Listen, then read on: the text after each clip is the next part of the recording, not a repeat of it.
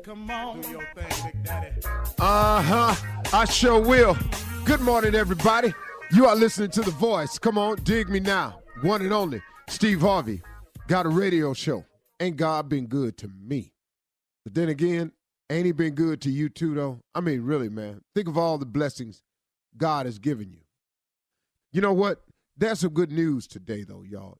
In the face of the world being the way it is, the evilness that's out there, it just seems like that's all that's on the news sometimes. You know, we got news of parents not really standing up being parents. We got news stories of children turning on their parents. You got everything. The economy, you got places you thought used to be beautiful places to go. Now they got travel alerts. It's all over. It's all over. But the good news is there's something that you can have in this relationship with God that gives you a way to deal with it all. And I'm not saying that it'll protect you from every single thing out there that's happening, because some things are going to happen to you. You're going to be in an accident from time to time. You're going to make a mistake and fall down from time to time. But man, wouldn't it be incredible for you if you understood that you had some insurance in all of this, that no matter what happened to you, you know, you were covered. You know, look, insurance companies, as good as they are, you know, like our friends at State Farm or any other insurance company, you know, they do some amazing things. Insurance is a really, really good thing to happen in the event that something happens to you. You know, you may not want to pay the premium, but guess what? In the event that something happens to you, that insurance is absolutely critical. Well, but guess what? They cover certain things. You can get life insurance. You can get auto insurance. You can get accident insurance. You can get health insurance. There is nothing that you can buy to safeguard you against life's decisions. You know, if you make a mistake, if you cheat, if you lie, if you fall down and you can't seem to get it together and you make a crazy decision about how you're going to go about securing an income, there are no policies you can buy for that. You can't buy a policy if you stop being the man you're supposed to be and give up on your children. You can't buy a policy if something happens as a mother and all of a sudden you're not the mother you're supposed to be. But there is some insurance coverage out there for you. And that relationship that you form with God, that friendship that you form with him, that alliance that partnership, that prayer that you put in all the time, there is an insurance policy that you have taken out when you form a relationship with your Heavenly Father, when you form a friendship, when you form a bond that protects you when these things happen, in the event that they happen. Now, here's the great thing about prayer. Prayer can head off some stuff from happening. It really, really can. Prayer can prevent some things from happening. You know, I'll give you an example in my life. Okay, here we go. Because, see, this is the best way for me to do it. Because, see, what I don't like to do is talk to people without letting them know, hey, look, I'm in this hole with you. I feel where you're at. Okay, here we go. I was making some decisions a few years ago because what I thought I was doing was counterbalancing something that was happening in my life. You know, I thought that since I wasn't happy, or for whatever the reason I thought I wasn't happy, if I, as wrong as I am, wanted to blame somebody else for my unhappiness, that's really, if I make a bad decision because I'm thinking I'm unhappy with somebody, well, hold up, partner. Two wrongs don't make a right. And I make a decision to do something wrong. And now the consequences come when I do something wrong.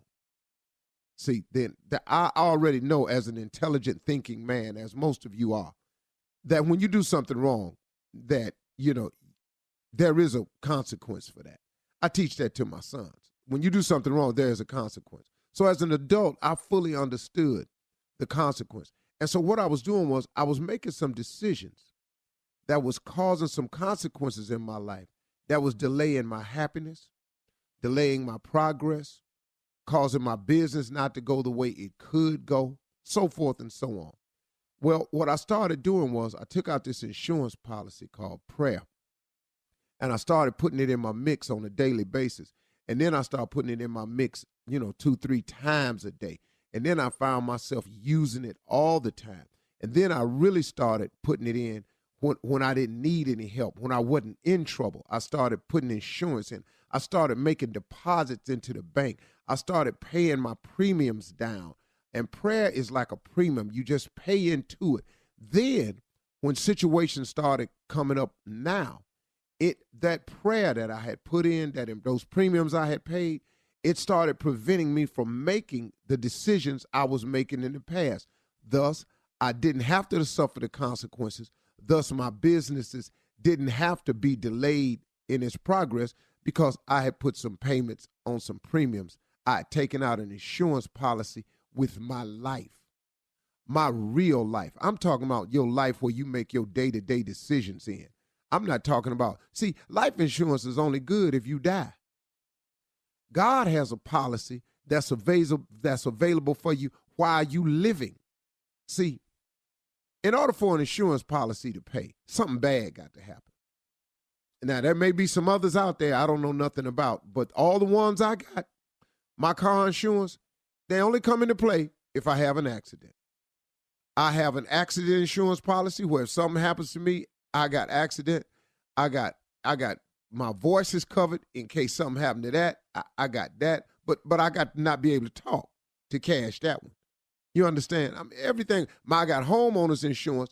Don't nothing show up on my homeowners insurance unless it's a flood, a fire, a theft. Something bad got to happen for my insurance to even make sense. When you take out the policy with your Heavenly Father, when you pay the premiums of prayer, and that's all it costs, man. You ain't got to have no money for this policy. I put into the policy, it pays me dividends and benefits for living. Ain't nothing got to go wrong for me to cash in on this policy. I use this policy for good things. I give you an example. I use this policy to ask God to watch over my family when I travel. Make the decisions to pay your premiums in prayer. Talk to your Heavenly Father. Get you some insurance in your life. And when you have little things like that, keep on stepping, man. God loves you, man. Man, I sure hope you talk to God today, because guess what? He sure would like to hear from you. That's for sure. You're listening to the Steve Harvey Morning Show. Between April 1971 and September 1972, 6 young black girls were snatched off the streets in Washington, D.C. It took 4 murders before the police finally realized that one person was responsible. I will admit the others when you catch me, if you can. Signed, Freeway Phantom. This child was laying on the side of the road. It appeared that she was probably either dragged out of the car or thrown out of the car. The person said, "I murdered your daughter." The killer believed that he may have been seen by the mother. Did my mother see me? That guy he's out of sync with even the worst people. I thought that they would catch him. I thought it was just a matter of time. Is it possible that the killer is still alive? Listen to Freeway Phantom on the iHeartRadio app, Apple Podcasts, or wherever you get your podcasts. Ladies and gentlemen, the time has come to get this day started. Man, who ain't glad about that? I know I am. Man, look at here. Another day? Come on, God, you clown. I sure appreciate it, man. Woke up super early today, got to go to work today, start taping today. I'm grateful for that. I got opportunities. I do what I love to do for a living. You know, he made my dreams come true. He's hard and all like that, but man, what ain't hard? If you get what you want in life, it's hard. To maintain it is hard. To get there is hard. Not getting there is hard. So at what point do you not come to the realization that it's hard, but ain't you glad you can handle it? because we all handling it. Here we are today. Steve Harvey Morning Show. Boy, shut up. Shirley Strawberry, Carla Farrell, Mouth of the South, Straight Out of the Silk, Junior, Lil LeBron, and the legend that is Nephew Tommy. You did not call him Lil LeBron. I know, and I know You're why. so He ignorant. just We gonna know sting me. too. It just gonna sting me. Yeah, man.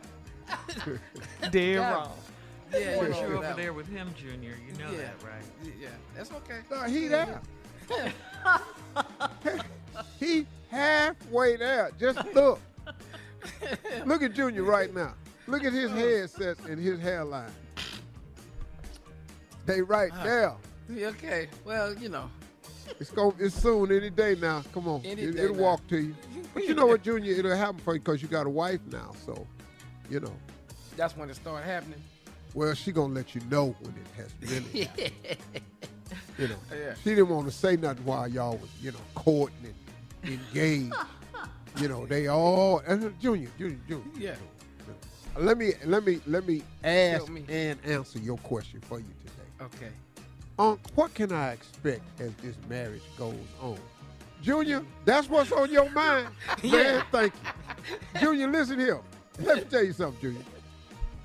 When you date a woman, you get one thing. Just like when she dates you, she gets one thing. Mm-hmm.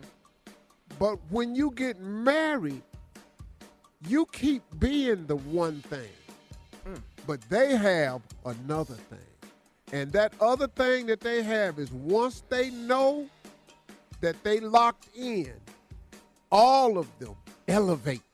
Yeah. They elevate the charges. They elevate the requirements. Everything elevates. Yeah. Yeah. Like anything she accused you of, any charges that was brought forward while you was dating, the charges increase. Yeah, man. You're going to get more charges, you're going to get more accusations, and you're going to have more requirements. And then the stuff that they let go while y'all was dating, because she didn't want to be too, forward or aggressive, it's all going to start to come out in the marriage. Oh. Little stuff you didn't know was bothering her, you finna find out. Yeah. Coming up at 32 minutes after the hour, Nephew's going to run that prank back right after this. You're listening to the Steve Harvey Morning Show. It is time now for the nephew to run that prank back. What you got for us, Neff? You didn't fall, and you ain't getting no money. Nah. Let's go, Cat. Hello? I'm trying to reach a Glenda Ann, please. This she. How you doing? My name is Brad. I'm actually with the A&C department, Accidents and Conditions. Wanted to give you a call and see how you're doing this morning. I'm just fine. Great. Now, I am the accident and condition coordinator, the last person that it goes to before actually issuing out a check. And just wanted to give you a call and see how everything is going. Have you been to the doctor on your fall? And just wanted to do a follow-up with you and make sure everything is okay. Yeah, everything is just fine, thank you.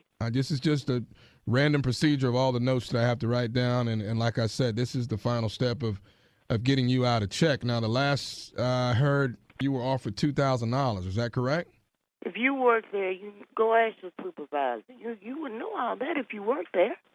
Okay. Well, I'm just looking at the file that I have, ma'am. I don't have everything in front of me. If you got that wrote down, that's what they offer. Okay. I've also been brought some other records. Is this the first time you've had an incident of actually falling? Yeah, that's my first time. Okay. Well, actually, what we're doing, looking over the records here, I've got some actual incidents that it seems like you've actually fallen several times in other places.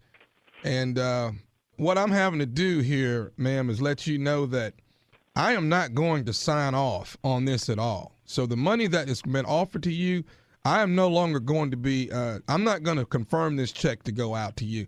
I don't think that there's anything wrong with you. I don't think that you have a problem. I think that there's something that you deliberately did in one of our stores. I could care less about what you think. What happened was the was on the floor. I fell. They gonna have to pay for the claim either way it go. No, we're not going to. Actually, ma'am, what I'm going to have to do is get you to come down and sign an agreement. I'm not coming nowhere. Yes, I'm going to need you to come down and sign an agreement that you actually made this whole thing up. And I need that in writing with your signature. I'm not coming nowhere. Look, ma'am, I don't care if you come down or I have to come down and haul your ass in, because I'm not signing over a check to you for somebody that deliberately laid down in the floor and act like something was wrong with them. You're lying, deliberately done a thing. How exactly did... It was witnesses. You need to talk to them. I've spoken to every witness, and you know what, ma'am? You haven't spoken to every witness because my friend was there. You haven't spoken to her. There's a lot of people that assume that you're lying. Well, I don't care what they assume. Ma'am, let me explain something. We can take this thing further. I even have you on video, actually deliberately laying down in the middle of the floor as if you have actually slipped. I know you're lying. No, I'm not. I know you're lying. No, I am not, ma'am. And now listen, we're not going to give you $2,000. We're not going to give you $2. What's your name? My name is Brad with the ANC department. Well, you won't be having a job too much for long because you a fool.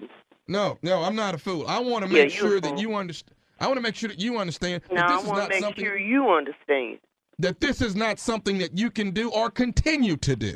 Now, I want to hear it out of your mouth. You tell me, did you lay down on that floor deliberately? You crazy.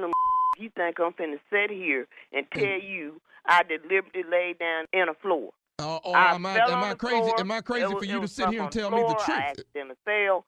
That's it. That's all. No. That's all I deliberately laid down on that floor, and you're deliberately trying to get $2,000 worth of money that does not belong to you. Well, you just review the damn tape then, and you'll see what happens. Would you like for me to get authorities to come over, ma'am, and bring you in? Because what we're... I don't give a who you get. You get whoever you want to get. If I need to send authorities down there, ma'am, okay, to bring you send them over here. I'm not scared of them either. I don't think I'm not. They're going to bring you in, and you're going to sign this form I have that you deliberately laid down on that floor. You're a fool. The nerve of you black people. I'm not coming in. I'm not signing nothing. Now what you talking about? I don't know. I ain't never heard this you talking about. Now I want you to bring your little narrow black behind in here so we can get this stuff rectified. Is what I want done. Are you crazy or deaf or you ain't the sharpest tool in the shed? I tell you that. I am not coming in. I don't know what I would have to come in for. I want you to sign a form that you deliberately laid down on this floor, and it was all fictitious. Now, why the would I do something like that and then go to jail? Why would you lay down in the floor in the first place when you knew nothing was wrong? I told you I didn't do that. Yes, you did. Yes, you did. It was in front of you. I could look you in your eyes and tell when you're lying. I told you. I told you what happened. That's it. That's all. Bye. Hey, let me say one more. Hello? Call her right back. Hello. Ma'am, I don't want to continue to go back and forth with you. Look. You're really pissed. I told you what happened. I'm not going to keep on telling you that. I don't know why the you keep calling me. Let me speak to your damn supervisor. Let me say, well, first of all, ma'am, first of all, I am the supervisor. This is what I want. I think we can get this clear. Look, what the I'm going to come in and sign what? Here's what I want you to do. If you come down and sign it, I'll let you go. If you think I'm finna come and sign some papers saying I laid on the floor, it ain't none of that true. The was on the floor, I fell, that's it, that's all. Now, what the are you talking about? Have you been drinking? Have you been drinking? Are you listening? Have you been drinking? I want to drinking got to do with anything. What I do on my own personal time is my business. Can I say one more thing? Drinking? Don't keep calling me with that. My back still hurt, and you talking about you ain't gonna give me no money. You crazy? I am gonna get some money. They should have had that up off the floor. Then I wouldn't be having to go through none of this. You have I been drinking? Glenda, I'm gonna say one more thing to you, and then I'm gonna let you go. What? This is Nephew Tommy from the Steve Harvey Morning Show. You just got pranked by your brother JT. Who did it? James. James, baby, James. Yeah, James, I'm going to get him when he get home. Who is this? This is Nephew Tommy. How you doing, baby? You stand your ground, baby. And everybody here at the Steve Harvey Morning Show, we love you, Glenda. Okay, thank you. I love you, too. All right, thank you, Nephew. Coming up next, it is Chief Love Officer Steve Harvey as we ask the CLO right after this.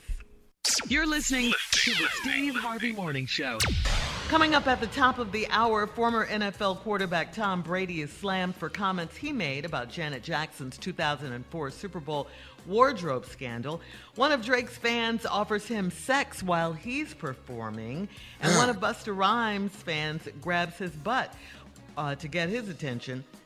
We'll talk about all of these stories, but right now it is time to ask the CLO, Chief Love Officer Steve Harvey. Hazel in Princeton writes, my husband and I were lying in bed Saturday morning, and my boyfriend's wife called me 3 times back to back. I told my hubby it was probably a spam call. My husband looked so scared, like it was someone calling about him. Is he cheating too? Damn, there's a lot of people in this right What? now. Man. Yes, Hold up, lady. Hold up. Hazel. I got it now. So Hazel, and that's an old ass name, so I don't really know what's going on right here. But you in bed with your husband. Your boyfriend's wife calls you back to back 3 times. Yeah. You told your husband who you laying in bed with, you think it was a spam call. He looked concerned, like somebody was calling about him. Is he cheating too? No.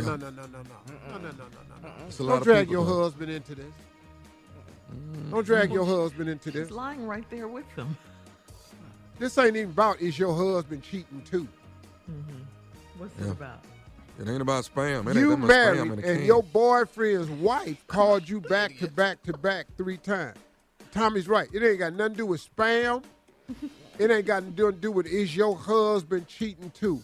Are you that engulfed in this situation that you got the nerve, since you so guilt-ridden, which obviously you ain't that guilt-ridden, that you now want to just throw some blame on your husband? Is he cheating too? If he was, what difference do it make? It's about you. Your boyfriend's wife. Yeah. God.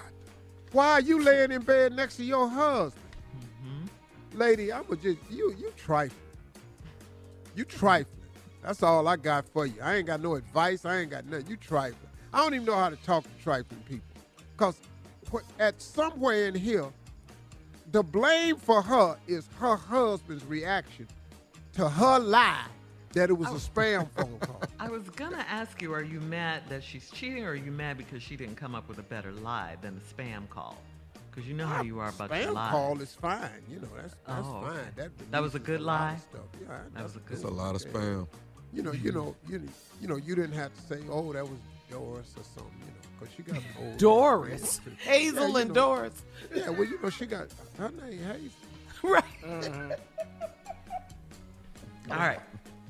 Moving on to Portia in Kentwood. Portia says, I'm dating an African man that doesn't like wearing underwear.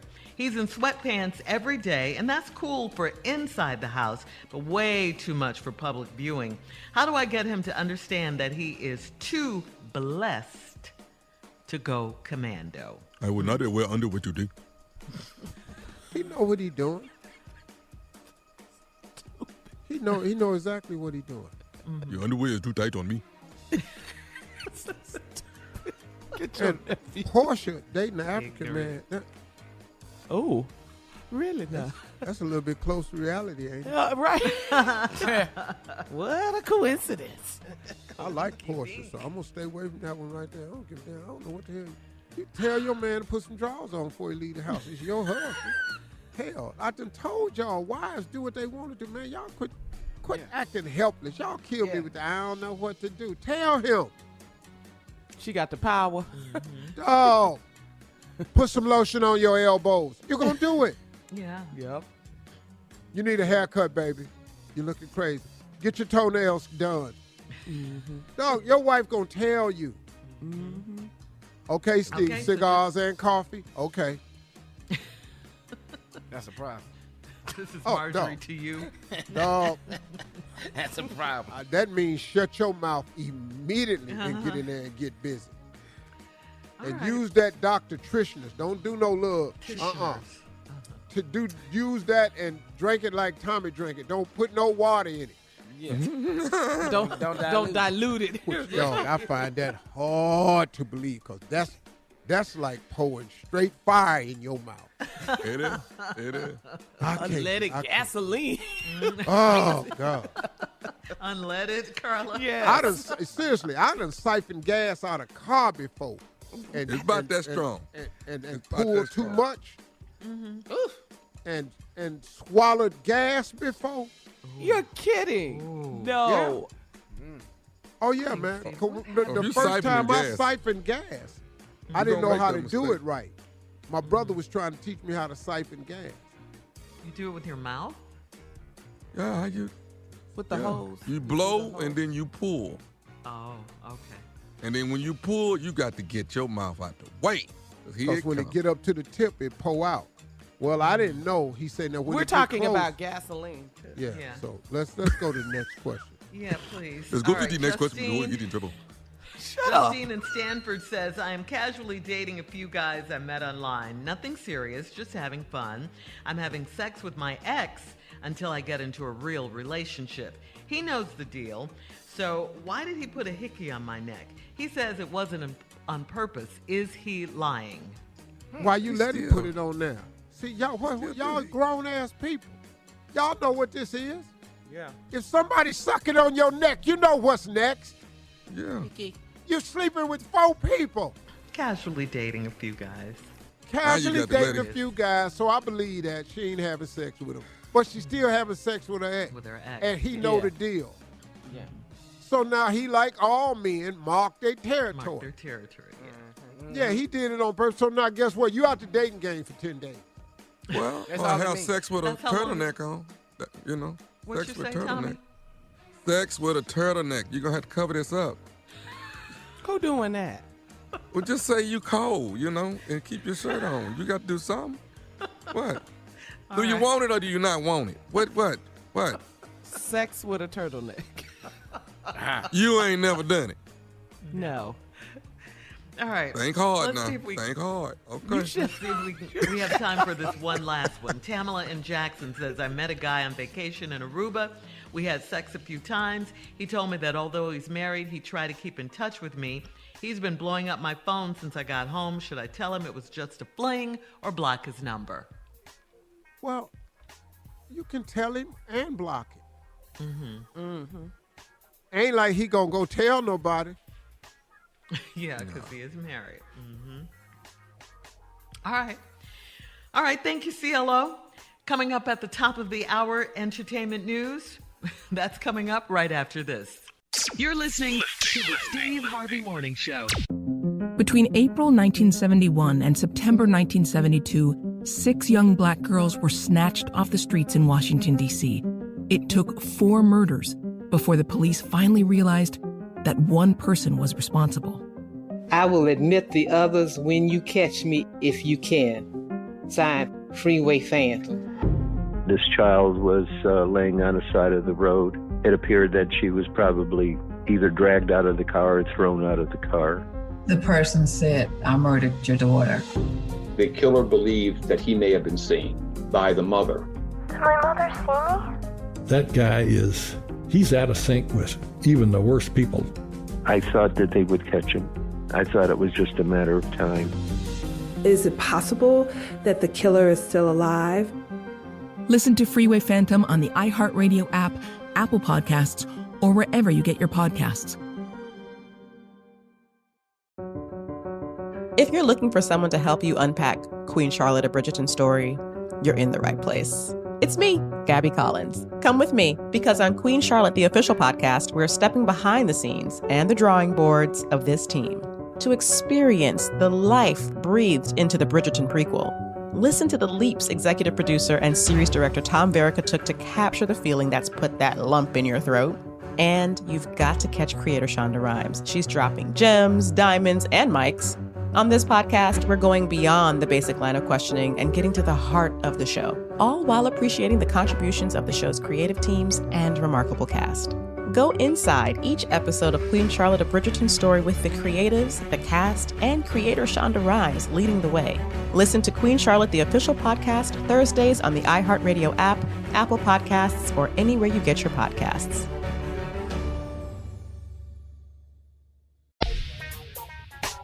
Tom Brady is facing backlash from a string of comments he made when asked about Janet Jackson's 2004 wardrobe malfunction during her halftime show at the Super Bowl. On Monday's episode of his Let's Go podcast, Brady stated, "I think in the end, it was probably a good thing. It was probably a good thing for the NFL because everyone got to talk about it. It was just more publicity and more publicity for halftime shows." Then Brady asked rhetorically, "Is any publicity bad publicity?" Brady received a lot of criticism on social media for the inconsiderate comments and for losing sight of the huge scandal that Janet Jackson had to go through. Comments like, "So a black woman's career and reputation is damaged and she was taunted for a number of years by the mainstream media, but you know what? It was good for the NFL. And he should be ashamed for treating Janet's trauma like that." So, Steve, here's a question for you. How should Tom Brady fix this? And can he fix this? Because he's getting a lot of backlash. I don't even see why he has to fix it. I don't know why. I don't even understand. He didn't say nothing. Yeah, it didn't happen. Well, he always was talking about that. He didn't make any comments about her feelings, her career, the motive behind it, was it intentional or not. It was good for the NFL in an inadvertent way. It brought a lot of attention. I think that's what he's saying. Hey man, this happened in 2004. That's 9 years ago. What is we? Well, look, dog. Why are we talking about it? What we supposed to do to this man about a comment? He didn't say Janet Jackson is trifling or nothing like that. He talked about the incident as a whole, how it related to the halftime. And I don't think he wasn't trying to downplay Janet Jackson, but ain't nobody got to give thought to everybody's damn feelings when they talking. Okay. That's what killed me, man. Got personal for you? No, for real, man. But why every time somebody say something, before they say it, they got to consider all parties involved? Who got time to do that? Okay. Listen, Beyonce got the Beehive. Rihanna got the Navy. Janet Jackson got the Jaybirds. Rhythm Nation. I don't think Be that's the person. Steve.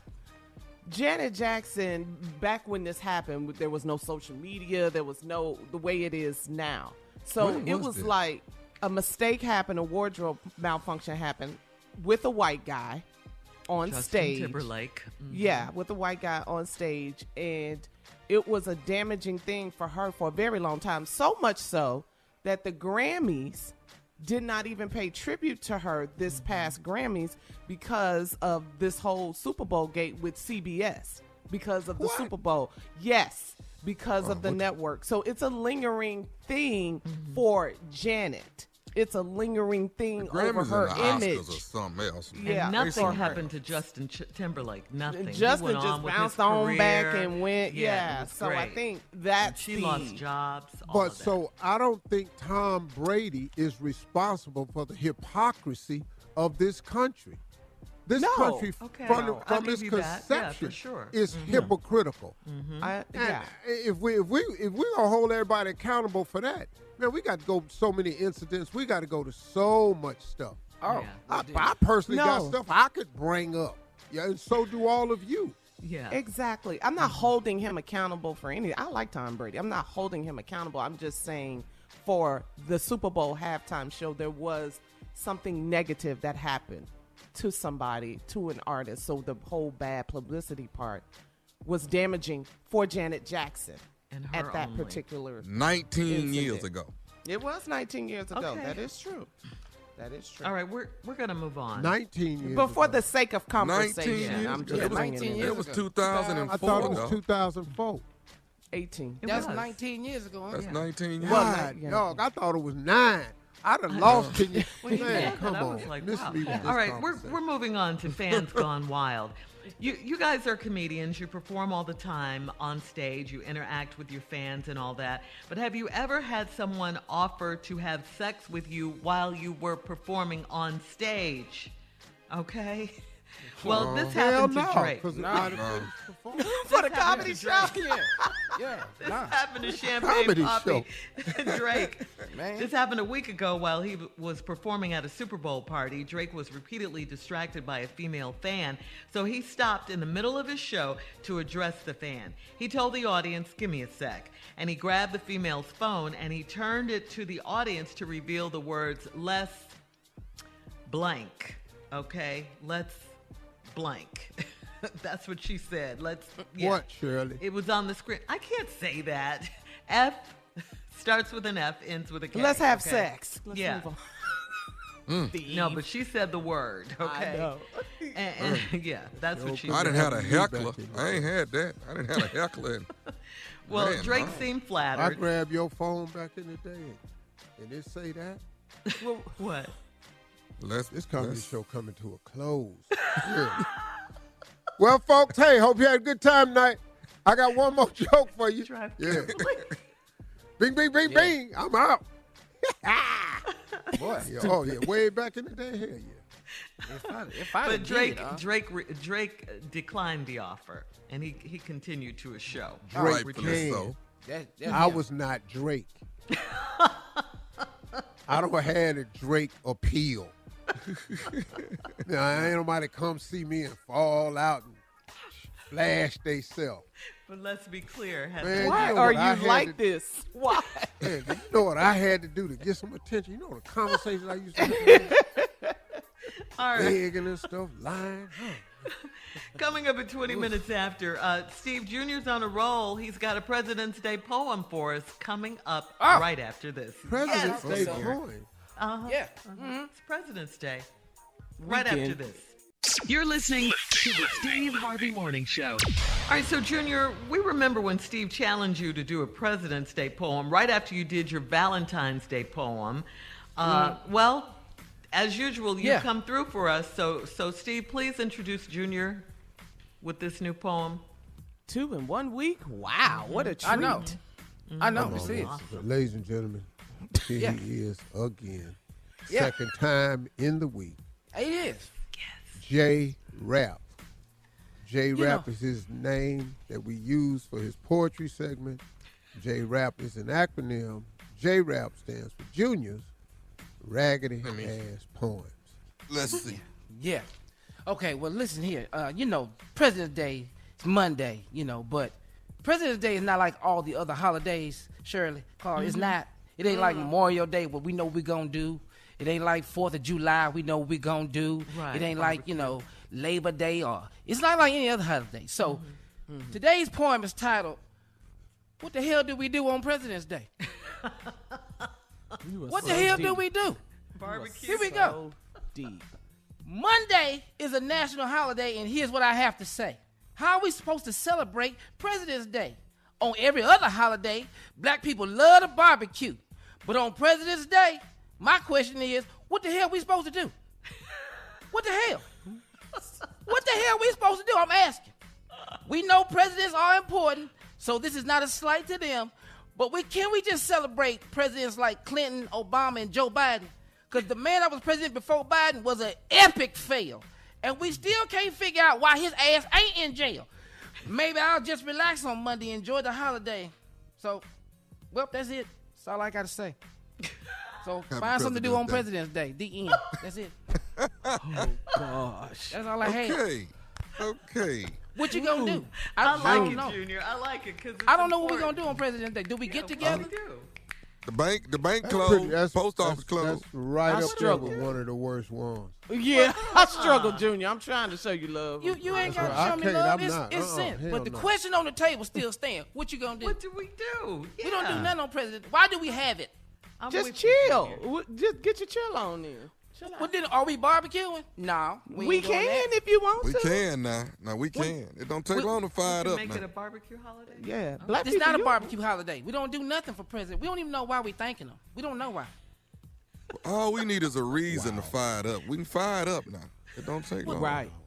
Let's put What- some what? wings on here. Let's go. We ain't got to do nothing heavy. Come on. Ain't nothing to do on President's Day.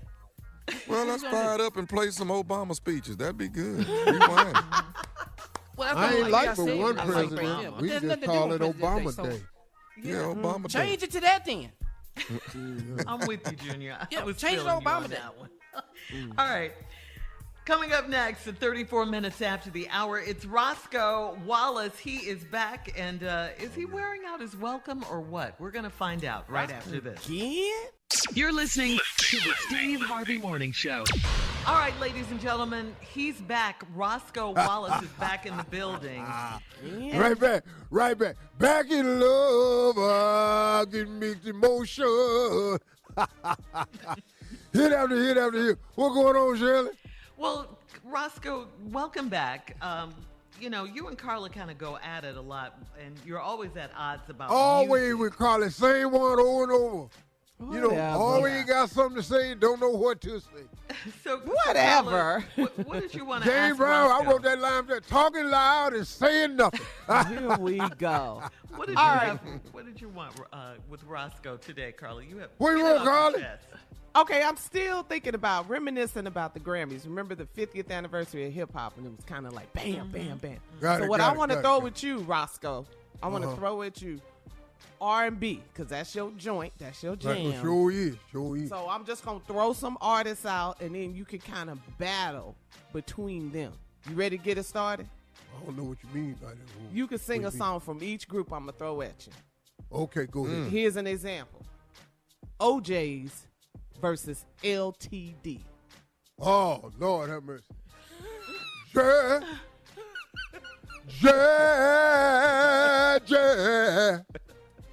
Yeah.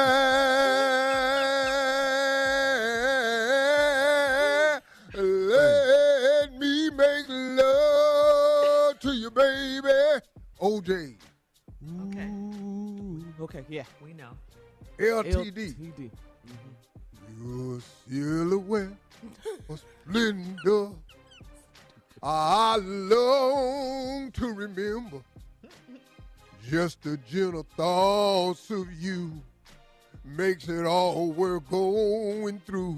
People wonder how I do it, This food is but whoa, there ain't nothing to it. That boy right there, right him up. You ready? I'm ready. I got a hangover now. What do you want? Maze versus Earth, Wind, and Fire. God, dog. Hold it hard right here. Uh-oh. Oh, let me see this. I know I bought it all on myself. I don't owe no blame to no damn body else. Cause I realize that I can't get over you. Oh, here it is. Reason. The reason that I'm here. The reason that I love won't just keep still and disappear. Oh, after the love games, all these games done been played. All our illusions all start to fade. He's singing today. And I realize reason start to fade. Oh, that boy right there. Go for it. Boy, you feeling it? You want to switch it? Go to the ladies? What you want? Go ahead, Harold. Sade versus Anita Baker. Is it a crime? Stupid. Oh, Lord. That I still want you. And I want you to want me too. Oh, that was jam right there. Fire. Sade. Anita. Giving you the best that I got. He had to laugh at himself. Hurry up, because I had one more. Hurry up. Giving you the best that I got. One more time. Giving you the best that I got. Ain't no more of that. I done gave you the best I got. Ain't no more. We out of time. Boy, you got to come in. Hey, calling me that. I sure enjoyed that. We doing more over, you know what I'm saying? All right. We'll squash our beef and do that. All right. Is it a crime Thank you, Roscoe. that I... Sing us out. Prank phone call coming up next. You're listening to the Steve Harvey Morning Show. Coming up at about 4 minutes after the hour, it's my strawberry letter for today, and the subject is, does she pass her leftovers to me? Figure that out, find out what's going on at the top of the hour. But right now, it is time for the nephew and today's prank phone call. What you got for us, Neff? 1990, Chuck Rock steps up on the scene with the dream of a hardcore lean. The dream wasn't crafted to be pornographic. Yeah. Chuck Rock, baby. Chuck Rock, where you at, man? This is the nephew coming at you. If you ain't heard it before, here it is. The nephew pranks Chubb Rock. See, what ain't finna happen is somebody finna use my instrumental. Hello? And then act like they gonna just use my... Hello? Hello? May I speak to Chubb? This is E. Hey, I need to talk to you, man. This D-Lo from Flow Jam Productions out of Jacksonville, Florida. Who? My name D-Lo from Flow Jam Productions out of Jacksonville, Florida. Can you hear me? Yeah, brother, do me a favor. Bring your blood pressure down a couple of notches, B. Hey, hold up, bro, because me and you already got a problem. Now, my understanding is somebody using my instrumental on some kind of record you got called If You Was Mine. And all that music is my music, and I got a problem with all of that. Brother, calm your blood pressure down. You feel what I'm saying to you? My blood pressure calm down. All I'm saying to you is, ain't nobody finna release no CD, no album using my music, dog. It ain't finna happen. I understand who you is and all the stuff you done in the past, but you ain't finna use my stuff, dog. Brother, let me tell you something. Anything I ever got in my life in 20 years of recording, I don't know how you got my number, who you are, you know, who you're supposed to be representing, but anything I do is always straight up. We do our music ourselves, or if a producer I'm using, he does his thing, I pay him or do whatever I got to do. You're calling me. I don't even know who you are, but you need to calm down your blood pressure if you want to continue this conversation where we can get to some kind of figuring out of who you are and what you're talking about. So if you're going to yell at me and try to do that, I don't go for yelling and intimidation. I ain't one of these young dudes out here. So if you don't bring your blood pressure down, then I'm going to have a problem. My blood pressure will go up, and then we'll have a real problem. Do you feel what I'm saying to you? I understand everything that you're saying to me. All I'm saying is, I know my music when I hear it, and I think your boy Cal then took my music from me. Now, if you the stuff you got on If You Was Mine, all that's mine. Ain't nobody tripping with y'all on what you do. I'm just trying to tell you. You said all that stuff is mine. What are you talking about? Those are my lyrics on there, Playboy. You don't write no lyrics for me. What are you, crazy? No, I don't You sound like one of them Keebler elf cats. You don't, nobody touch my lyrics, B. You saying all that stuff is yours? I ain't talking about the lyrics. I'm talking about the music itself. That's what I'm talking about. The lyrics I don't know nothing about. That might be you. But I'm just trying to let you know about the music. That belong to me. Hold up. Convert that mic that you got there. Might be me? Convert the mic. Ain't no mic. The music is mine. Let's get that out there now. The music on this song you got, If You Was Mine, that's my music. Brother, you ain't Bobby Womack. How can it be your music? The interpolation of the music was from Bobby Womack. Hey, brother. Now, I don't know if you the one that stole my music. I don't know if it was your boy Cal, who called himself DJ Rexshot, whoever he called himself. All I'm trying to let you know is this music belonged to me. All right, so what do you want? Do you want to meet me on the street somewhere and then you can handle it the way you want to handle it with me? You want to handle it that way? You ain't saying nothing to me, man. You ain't saying... You ain't saying me, brother. You sound like one of them Keebler elves. You don't fear me. Did you just say something about my rectum? Hold up, B. You don't talk about my... We will meet if you keep talking about my... You don't bring my up on nothing. You know nothing, B. You ain't nothing. If you want to talk as men, then we sit down and we talk as men. Because I don't know what you're talking about. But if you're coming up there throwing my name in the middle of thievery, then I got a problem with that, B. And I'll handle it with you. I'm not no youngin'. I don't make records. I ain't going to dish you on record. I'm going to come see you so we can sit down eye to eye and we get down to what it is. I mean, all I'm saying is I got a problem with it. And the bigger problem I got at this point now is for you to tell me, do I want to meet you on the street somewhere? And you know what? I ain't got no problem with that. So where do you want me to find? Where do you want me to see you now? You know what your problem is, man? Your problem is that you ain't get as successful as Heavy D. You didn't do what Biggie Smalls did. That's your problem, man. I have no problem with that. Those are incredible artists who have done all kinds of beautiful things in music. I have done my thing in music. All of those things that you're trying to get me to go past the line of sensibility, that goes to youngins. Now, like I said before, forget about that. What I said earlier stands, brother. When you want to see me, I don't care where you want to meet at. How about I got a better idea for you? I'm doing a club date in Jacksonville, Florida, brother. You can come my guest and come see me personally, and make sure you come with this vigor, though. Come with this vigor. You're gonna quit using these big words. What is you saying? Brother, this ain't no big word. You're gonna come there with this attitude. You ain't gonna see no bodyguard there. You feel me? All I'm saying to you is the music belongs to me. That's what I'm saying to you, man. That's all I'm saying to you. And whoever your boy evidently done swiped my music, laid it under you, and you done put some tracks on top of it. It ain't right, dog. Brother, let me tell you something.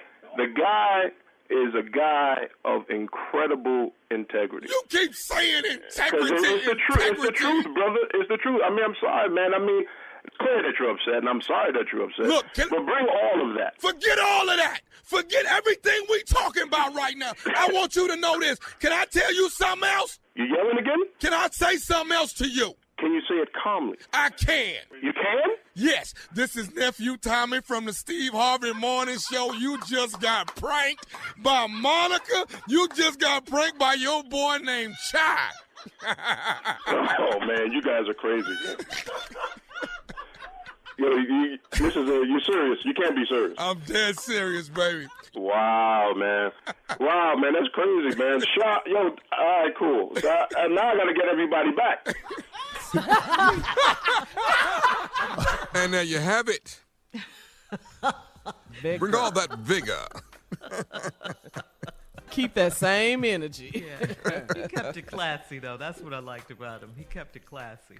But you know, the thing I've noticed about you when you, whenever you prank the rappers, you're always real humble and scared after you. Just a tad, but they different, Tommy, you don't have, like Chubb say, you don't have that same vigor when you're talking to them after it's over with. Yeah, well, they different. They come from a different place. You gotta know what you're dealing with. Be nice and make sure they're all right when you get off the phone. You don't want no drama. Mm-hmm. You're going to find out, huh? Scared. Yeah. You sound scared now? Like Drake. Now, I prank pretty boy Drake. I do that. Drake. Don't let the smooth taste fool you. Bet you won't prank Boosie. No. Please. No. We pay money to hear that.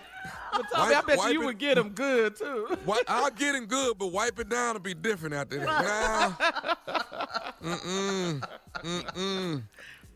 All right, Memphis, Tennessee, there's only one show you can get, and that's Friday, which is tonight, the second show Friday. Everything else is gone, all right? The nephew is in Memphis tonight. Only show on the table is the second show. So get it while the getting is good. Got a few of them left, but the nephew is in Memphis, Tennessee. Got all my barbecue spots written down. Okay. I'm going to be 5 pounds heavier when I leave Memphis. All right. Coming up next, Strawberry Letter. Did she pass her leftovers to me? We'll find out right after this. You're listening to the Steve Harvey Morning Show. Between April 1971 and September 1972, 6 young black girls were snatched off the streets in Washington, D.C. It took 4 murders before the police finally realized that one person was responsible. I will admit the others when you catch me, if you can. Signed, Freeway Phantom. This child was laying on the side of the road. It appeared that she was probably either dragged out of the car or thrown out of the car. The person said, I murdered your daughter. The killer believed that he may have been seen by the mother. Did my mother see me? That guy he's out of sync with even the worst people. I thought that they would catch him. I thought it was just a matter of time. Is it possible that the killer is still alive? Listen to Freeway Phantom on the iHeartRadio app, Apple Podcasts, or wherever you get your podcasts. If you're looking for someone to help you unpack Queen Charlotte of Bridgerton's story, you're in the right place. It's me, Gabby Collins. Come with me, because on Queen Charlotte, the official podcast, we're stepping behind the scenes and the drawing boards of this team to experience the life breathed into the Bridgerton prequel. Listen to the leaps executive producer and series director Tom Verica took to capture the feeling that's put that lump in your throat. And you've got to catch creator Shonda Rhimes. She's dropping gems, diamonds, and mics. On this podcast, we're going beyond the basic line of questioning and getting to the heart of the show, all while appreciating the contributions of the show's creative teams and remarkable cast. Go inside each episode of Queen Charlotte, a Bridgerton story with the creatives, the cast, and creator Shonda Rhimes leading the way. Listen to Queen Charlotte, the official podcast, Thursdays on the iHeartRadio app, Apple Podcasts, or anywhere you get your podcasts.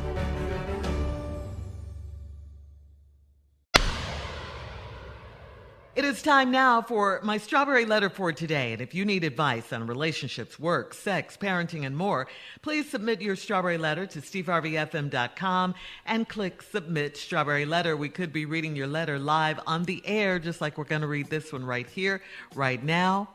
And you never know, it could be yours. Yes, it could. Buckle up and hold on tight. We got it for you. Here it is. Strawberry letter. Thank you, nephew. Subject, did she pass her leftovers to me? Dear Stephen Shirley, I'm 40 and my boyfriend is 44 years old. My favorite cousin hooked us up and told me that he's a great guy, but he hasn't found a decent woman. Our first date was a double date with my cousin and her boyfriend. There was a little tension between my date and my cousin's boyfriend because we managed to get through the date. I've been told that my standards are too high, so I overlooked a lot of things with this guy from the beginning. He brags about his past and provides a lot of information that I don't need to know. The most entertaining part of our conversation is how he lies when he's bragging. He forgets that he's been friends with my cousin since they were kids, and she knows the truth and tells me. He told me he made a lot of money in the stock market, but he doesn't look like he's ever had any money. He lies about his sexual escapades, and I know firsthand that he's not all of that in the bedroom. In some lies, he's a ladies' man, and I found out he hasn't had a real relationship in 10 years. I noticed that my cousin is defensive when I ask her about his past. We both laugh at how much he lies, so she has helped me figure out who this man really is. I finally asked him if he's ever dated my cousin. He said that he's been there and done that, but he would not go into details, so I called my cousin in front of him, and she said that we all know he's a big liar. He got upset by being called a liar, and he left the room. I think it was an act to get off the topic. My cousin says he's lying, and that's why her boyfriend doesn't like him. If he slept with my cousin, can our relationship get past this? Why won't they tell me? Okay, what is this letter about? I mean, just because your cousin introduced you guys doesn't mean she gets to stay all up in your business. The whole point to me in this letter is that you don't know who to believe. It sounds like they both have lied to you about a few things. First off, your cousin for saying he's a great guy. He's not. Not if he's a big liar. And although it doesn't seem to matter to you because you're already calling him your boyfriend and going out on dates, you've already had sex with him, your favorite cousin won't come clean about whether she dated him or not. Your boyfriend said they did. Your favorite cousin said he's lying. But you know what? I get the feeling that none of this matters to you anyway because you're already a couple. I mean, again, you've had sex with the man already. You've called him your boyfriend at the top of the letter. So your relationship has gotten past a lot of things. It really has. A lot of lies, okay? It comes down to if you want to stay in this relationship or not. I think, you like this guy, lies and all. Steve? I don't. I don't even understand your question. I don't either. I don't. Did she pass her leftovers to me? How's that the only... All this that I'm about to go through with y'all. Right. Your question is, did she pass her leftovers to me? This is a letter of lies. Now, what's going to make me good at this letter, I specialize in the lie. Yes. I know when they should be told. I know the background behind telling them. I know the amount and the stuff you're going to have to do to uphold it. So when you lie, I can spot it easy. This is a letter full of lies. I'm 40 and my boyfriend is 44. Okay, a little too old to be boyfriend, girlfriend. Told y'all about that. My favorite cousin hooked us up. Now, this is your favorite cousin. I would hate to meet your other cousins because this is your favorite. And told me he's a great guy, but he hasn't found a decent woman. What? Really? How many great guys you know haven't found a decent woman? Okay. Our first date was a double date with my cousin and her boyfriend. There was a little tension between my date and my cousin's boyfriend, but we managed to get through the date. Well, now, let me explain something to you. If it's tension between the two dudes, it's because one of the dudes is thinking something or has some information, or both of them have information, but if they both had information, they wouldn't be on the date. So one person has some information that the other person don't. But if both men have bad information on the other dude, the dudes, this ain't reality TV. Dudes don't go out with dudes we don't like. We don't really do that because we already know where this going. This ain't nothing to do with, because our mode of conflict resolution gonna end up in violence normally. So we try to stay away from that. No, really, that's why there can be no reality shows with all men on it. Because you can't slap me this Friday and then next Friday we eating somewhere. Right? Hell no. This reality show is over. Dog, he better not, because the first thing you gonna get out of his mouth is on site. And you slapped him on TV, and that male ego is bruised. Man, please. So the lies have all began here. I've been told that my standards are too high, so I overlooked a lot of things with this guy from the beginning. He brags about his past and provides a lot of information that I don't need to know. What? Well, let's get into this information when we come back, as I dissect this letter of lies. They got a TV show called that True Lies. We'll have part 2 of your response coming up at 23 minutes after. Today's Strawberry Letter subject, did she pass her leftovers to me? We'll find out more right after this. You're listening to the Steve Harvey Morning Show. All right, come on, Steve. Let's recap today's Strawberry Letter. The subject, did she pass her leftovers to me? The title of this letter has been changed. I'm calling it True Lies. True Lies? Okay. Yeah, these are true lies. Ready? I'm 40. My boyfriend is 44. My favorite cousin, lie. Hooked me up with him. Told me he was a great guy. Lie. Said he was a great guy, but he ain't found a decent woman. That's another lie. Our first date was a double date with my cousin and her boyfriend. There was a little tension between my date and my cousin's boyfriend, but we managed to get through the date. I've been told that my standards are too high, so I overlooked a lot of things with this guy from the beginning. All right, here we go. He brags about his past and provides a lot of information that I don't need to know. I always remember something my father told me. I didn't get it when I was a little boy, but I understand it now. What? He said, son, if somebody always got to tell you who they are and what they do, it probably ain't true. If a person is constantly telling you who they are and what they do, and they got to keep telling it to you, it's probably not true, son. Okay. The most entertaining part of our conversations is now he lies when he's bragging. And this is entertaining to you? Right. And you're still dating him? He forgets that he's been friends with my cousin since they were kids, and she knows the truth and tells me. He told me he made a lot of money in the stock market, but he don't look like he's ever had any money. Here we go. This is my specialty right here. I have spent the bulk of my life in stark raving poverty. Okay. The bulk of my 66 years has been in poverty. I have lived the bulk of my life with the exception of spot years here and there working at Ford, most of those years was spent in poverty.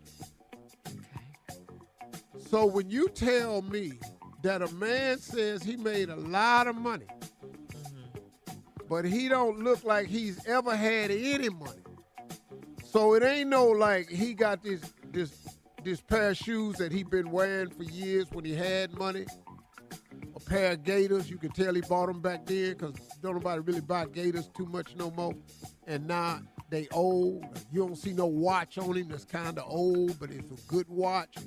You don't see no sweater that was cashmere, but it's got lint balls on it now where he bought it when he had money, but he ain't got no money now. Ain't none of that on it. So he don't even look like he ever had no money. He just has no residue left over from making money. He told me he made a lot of money in the stock market. You know why that's a good lie to tell? Because can't nobody check on it. You can't check it. That's a perfect lie. Can't nobody check it. Okay, so he lies about his sexual escapades, and I know firsthand that he ain't all that in bed. Well, here we go. Girl, let me tell you something. Girl, I rock some bells in that bedroom right now. Yeah. I'm L all day up in here. I rang the bell. You know what I'm saying? Mama say knock you out, I do just that. I put him down. You know what I'm saying? Now, he done forgot they was just in the bed last night. She ain't got knocked out or heard no bell. At all. And this fool didn't enter the, in some lies, he's a ladies' man, and I found out he ain't had a real relationship in 10 years. That's because he ain't no good guy that can't find a decent woman. Most people would have been gone by now. I noticed that my cousin defensive when I asked her about his past. We both laugh at how much he lies. So she has helped me figure out who this man really is. Why are you still talking to him? If you don't figure out who he really is, why what's the letter for? I finally asked him if he'd ever dated my cousin. He said that he's been there and done that, but he would not go into detail. So I called my cousin in front of him, and she said that we all know he's a big lie. Now, ain't that the truth? Right. He done lied about everything else. Lied about his past sexual escapades. Lied about his abilities with women. Lied about that money in the stock market. Lied about what he used to have. Now he told you he had your cousin, but he ain't got no details, because ain't no details. Right. And she told you we know he a big liar. He got upset after being called a liar, and he left the room. That's all he got. Oh, I'm out. Oh, I'm aghast. I think it was an act to get off the topic. My cousin says he's lying, and that's why her boyfriend don't like it. Because, see, the boyfriend, the reason it was tension, because he know he done spread lies about this girl before, and he's sitting up looking upside his head. If he slept with my cousin, can our relationship get past it? What relationship? Why are you in a relationship with this sorry-ass man? He ain't got no money. He don't look like he ever had no money. He ain't got no hopes of making no money. He ain't what he say he is in the bed. What are you in a relationship with him for? You need to get your standards back high again, because you done lowered them too low. Just you done got your little fence around your yard 2 feet. Everybody can step in the yard now and play in the grass. All right, leave your comments on today's Strawberry Letter. Thank you, Steve, on Instagram and Steve Harvey FM, and check out the Strawberry Letter podcast on demand. Coming up next, it is Junior and Sports Talk right after this. You're listening to the Steve Harvey Morning Show. It is time now for Junior and Sports Talk. What you got, Junior? All right, Shirley, but tonight, it happens. It's going down tonight, Uptown Comedy Corner in Atlanta. Your favorite play cousin hits the stage tonight. 5 shows, 2 tonight, 2 tomorrow, and 1 on Sunday. Go to uptowncomedy.net, get your tickets, man. It's going to be crazy. Also, you gonna today, kill him? You dog. That's all I know how to do. I learned from the best now. I've seen it. I sat on the side of the stage. I had one motto when I walked out on that stage. I'm finna tear your mouth out. No. You didn't buy no ticket and leave disappointed seeing Steve Harvey. That's the goal. After the Kings of Comedy, dog, my whole career, it was even before that. A couple years before. My whole career, boy, was theaters. Boy, that's it. I'm telling you, big dog. Hey, this is I was playing no games out here. Woo! Proud of you, man. Man. Well, Uncle, man, did you know this too, Uncle? Who else didn't play no games? Because Michael Jordan turned 60 today. MJ turned 60 today, didn't play no games on that court. He also celebrated by making a $10 million donation to the Make-A-Wish Foundation. And you say Michael Jordan ain't charitable. $10 million on his birthday. Now, I don't know any of us on this show making a $10 million donation on your birthday. Uncle, would you do this? Would you make a $10 million on your birthday? Yeah, easy. Yeah. Okay. Well, okay. Easy. He say easy. Well, you're going to have to make a wish for me to get that. Well, yeah, make a wish. Would I? And then give it up? I haven't, but I would. But I don't have Jordan's money yet. Man, well, they say soon as I get this, soon as I reach this level that I'm going for, you're gonna see all types of great stuff. I do great stuff now. I ain't worried about that. Yeah, you do. Steve. Don't get hung up, y'all, with y'all life. You ain't got $10 million. Sometimes your $100 donation is the equivalent. Absolutely. There you go, big dog. Absolutely. Man, Jordan has made $100 million donations toward organizations that focus on promoting and fighting racial equality. So, Michael Jordan, man, happy birthday to Michael Jordan. Yes. Happy birthday, Michael Jordan. Man. Big, dog. And don't forget Jordan's a bad boy, and I've been debating this thing about the greatness of it, but if you look at the real numbers next to each other, he's still he's strong, man. boy. Never lost an NBA Finals. He's a GOAT. Yeah. Never been to a Game 7 in the NBA Finals, dog. 2 3-peats. Yeah. That's something to be proud of right there. Go ahead, man. Happy birthday, Michael Jordan. All proud right, of you, Junior. brother. Thank you. Happy birthday, Michael Jordan. Coming up at the top of the hour, a naked man burned his penis in the woods. We'll talk about it, let you know how right after this. He went in there for that? Ouch. We'll tell you about it. Ouch. It's more than ouch. Good. I know. You're listening to the Steve Harvey Morning Show. Between April 1971 and September 1972, 6 young black girls were snatched off the streets in Washington, D.C. It took 4 murders before the police finally realized that one person was responsible. I will admit the others when you catch me if you can. Signed, Freeway Phantom. This child was laying on the side of the road. It appeared that she was probably either dragged out of the car or thrown out of the car. The person said, I murdered your daughter. The killer believed that he may have been seen by the mother. Did my mother see me?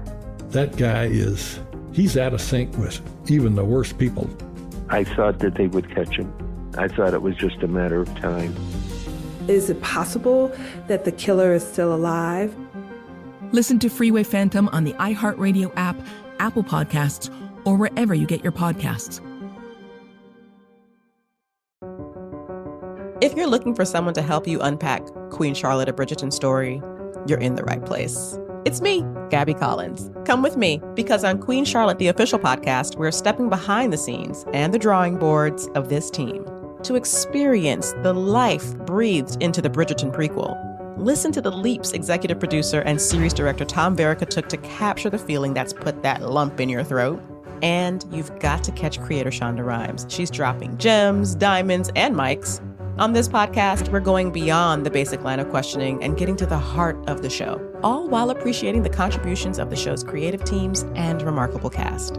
Go inside each episode of Queen Charlotte of Bridgerton's story with the creatives, the cast, and creator Shonda Rhimes leading the way. Listen to Queen Charlotte, the official podcast, Thursdays on the iHeartRadio app, Apple Podcasts, or anywhere you get your podcasts.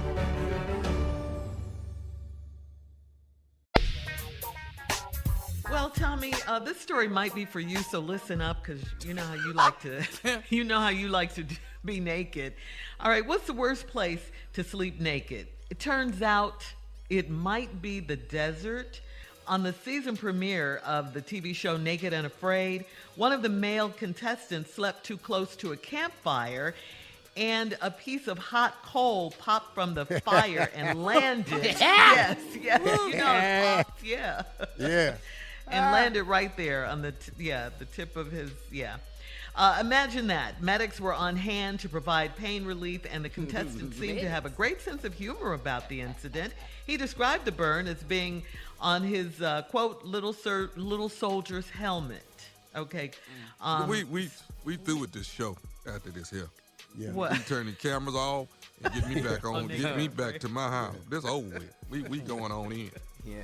You can't see it through. Out. You can't I can't be naked, afraid, and burnt. No. I'm tapping out. And burnt. Yeah. Anything on the soldier's helmet. Anything. We got to go home. Yeah. Check into the hospital and get it tended to. Yeah. We have to. I don't care if it's a mosquito bite. I don't care if a tick get on it. I don't care. That if you really think about it, it can't take much. Every man in here know this. Like if you outside in the cold and try to pee up against a tree, that cold air on it. Excuse me? Yeah. What?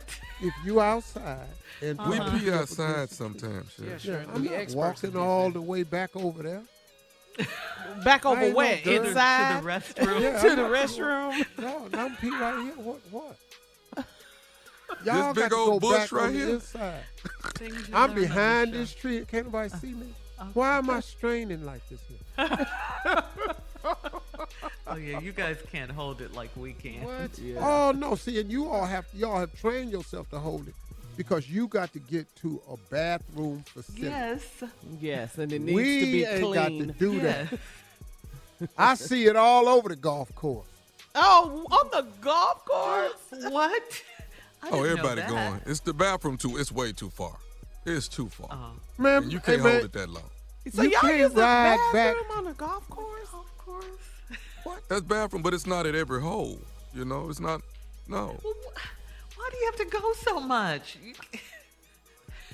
Have you ever been to the hospital and you couldn't give your urine sample, and you go in the bathroom, and to help yourself out, give your urine sample, you turn the faucet on? Turn the faucet drink do some that water. with kids too. Yeah. Yeah, Before you you go go pee. So, boy, as soon as you hit that water, you got to go now. I didn't know it was on the golf course like that. Girl, It's wherever you at. It's wherever you at. You got to go. Where's you gonna go? You got to get out this Wait car. a minute. What do you mean it's dangerous? I'll tell you what's dangerous. Peeing on yourself while you drive. That's dangerous.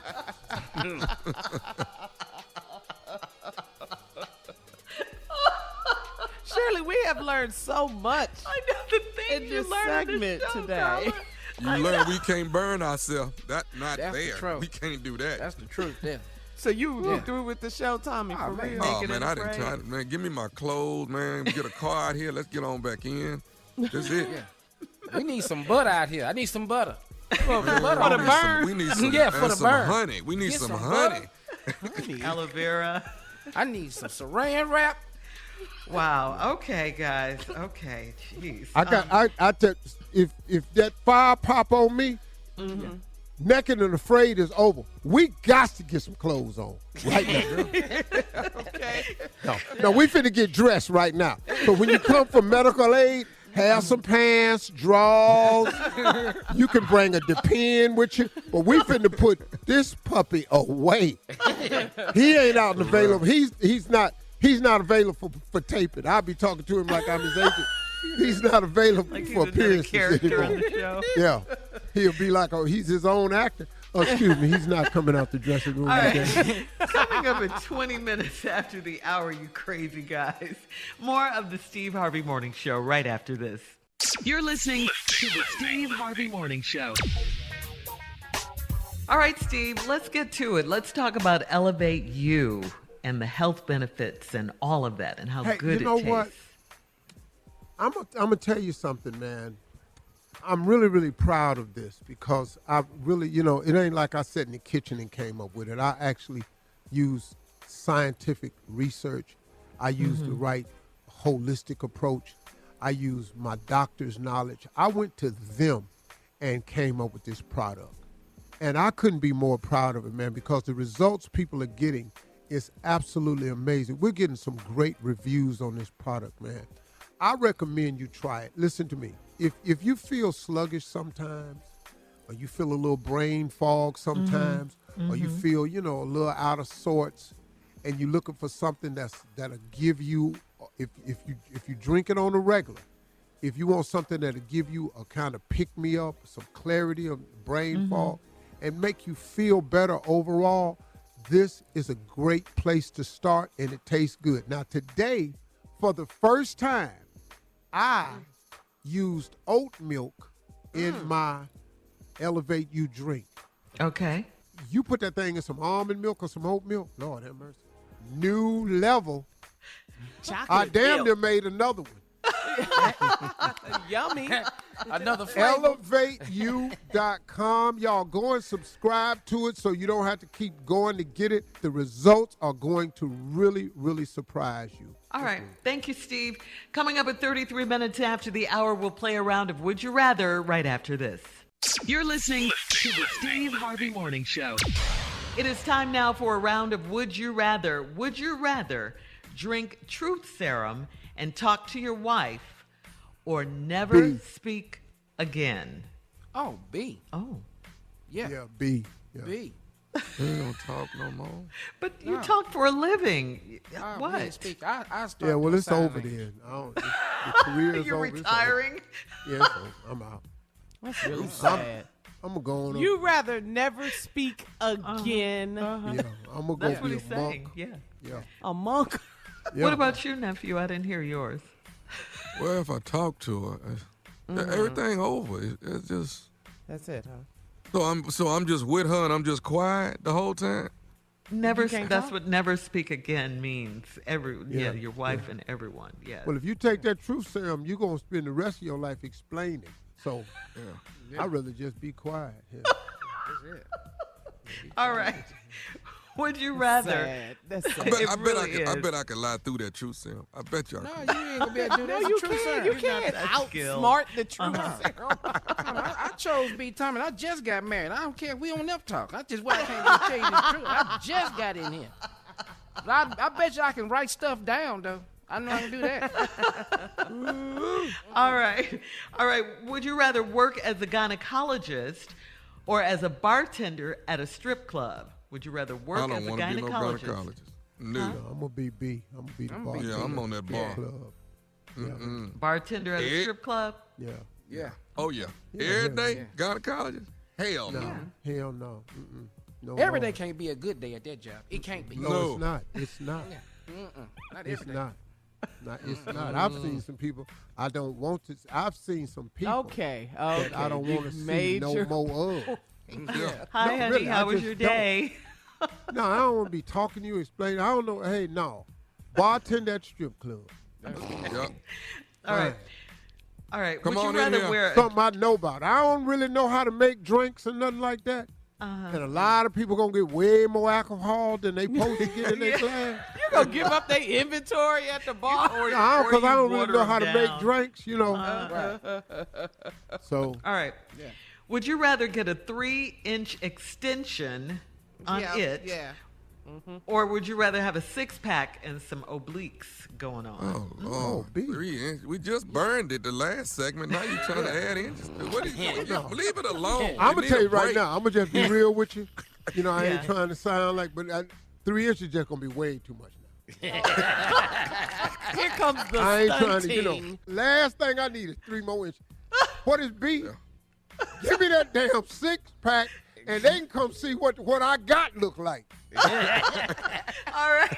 That's today's round of Would You Rather. Coming up, it is our last break of the day. We'll have some closing I remarks. already got from the 7 one and damn only kids, 7 grandkids. What the hell I need with 3 more? Steve Harvey right after this. You're listening to the Steve Harvey Morning Show. Between April 1971 and September 1972, 6 young black girls were snatched off the streets in Washington, D.C. It took 4 murders before the police finally realized that one person was responsible. I will admit the others when you catch me if you can. Signed, Freeway Phantom. This child was laying on the side of the road. It appeared that she was probably either dragged out of the car or thrown out of the car. The person said, I murdered your daughter. The killer believed that he may have been seen by the mother. Did my mother see me? That guy he's out of sync with even the worst people. I thought that they would catch him. I thought it was just a matter of time. Is it possible that the killer is still alive? Listen to Freeway Phantom on the iHeartRadio app, Apple Podcasts, or wherever you get your podcasts. All right, Steve, right before we get out of here and right before we get to your closing remarks, we got to remind everyone to catch the nephew tonight on his hit show, Ready to Love. It's an all-new episode. Tell us a little bit about it tonight, nephew. Tonight gonna be just as ignorant as crazy and up and down and roller coaster as it, because you know Andre is back now. Yes. Okay. The sexy debonair is back, and you get to see. Y'all keep watching though. Y'all in for a treat. And next Friday, OMG, is a special because it is the 100th episode of Ready to Love. Bro. All right. So the nephew is excited about that. 100. So make sure you tune in tonight and next week. You don't want to miss it. 100, baby. Ready to Love. That's a blessing. All right. Yes, yes. Yeah. And Junior, you perform tonight, right? Oh, absolutely. Uptown Comedy Corner. I'm coming tonight, man. It's gonna be Junior, crazy tonight. You know what I do, Tommy? I'm going in there and just be Junior. Just go and be Junior. That's it. Yeah. That's what I'm doing. 5 shows all weekend. Yeah. All right. We're coming out to see you, Junior. Thank you, guys. Good. All right, Steve. You can take us out. You know what? In closing, I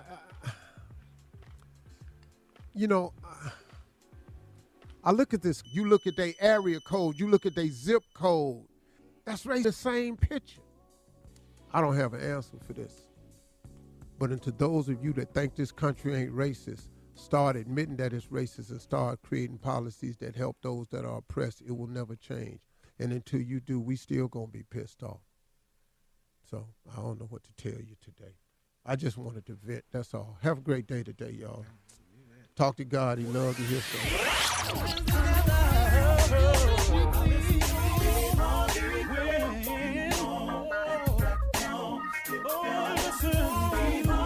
For all Steve Harvey contests, no purchase necessary, void where prohibited. Participants must be legal U.S. residents at least 18 years old unless otherwise stated. For complete contest rules, visit SteveHarveyFM.com. You're listening to the Steve Harvey Morning Show.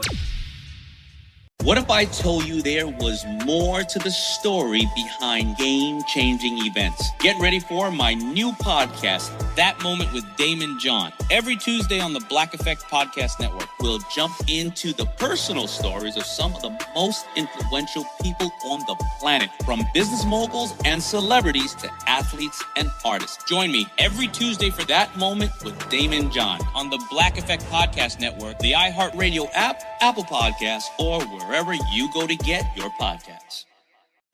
On Queen Charlotte, the official podcast, we're stepping behind the scenes and the drawing boards of this team to experience the life breathed into the Bridgerton prequel. Listen to the leaps executive producer and series director Tom Verica took to capture the feeling that puts that lump in your throat. And you've got to catch creator Shonda Rhimes. She's dropping gems, diamonds, and mics. You can listen to Queen Charlotte, the official podcast, every Thursday on the iHeartRadio app, Apple Podcasts, or anywhere you listen to your favorite shows. Between April 1971 and September 1972, 6 young black girls were snatched off the streets in Washington, D.C. This child was laying on the side of the road. The person said, I murdered your daughter. The killer believed that he may have been seen. I will admit the others when you catch me if you can. Signed, Freeway Phantom. Listen to Freeway Phantom on the iHeartRadio app, Apple Podcasts, or wherever you get your podcasts. Hey, everybody, we are Ben Bolin, Matt Frederick, and Noel Brown of Stuff They Don't Want You to Know, the podcast on iHeartRadio. We're hosting an informative discussion in iHeartland soon. Talking about our favorite teachers, the weird facts we learned in making the show, and how important it is to be curious about the world around us. Education is important, so join us as we chat all about it. Straight from State Farm Park in iHeartland for a limited time, so don't miss it. We're going all in, so head to iHeartRadio.com/iHeartland to check it out.